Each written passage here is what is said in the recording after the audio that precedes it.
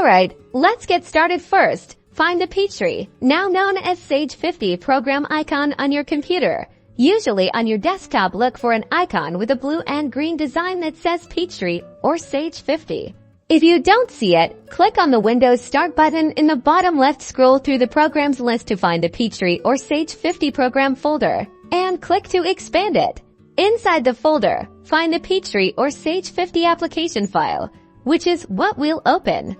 Double-click on the application icon, the program will start, and you may see a loading screen.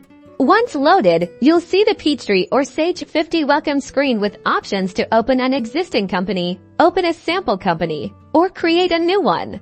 To open an existing company file, select Open an Existing Company. A window will appear where you can navigate to and select your company data file. Find and select your company file, then click Open Peachtree or Sage 50 will load your company data, and you're ready to manage your business finances with ease.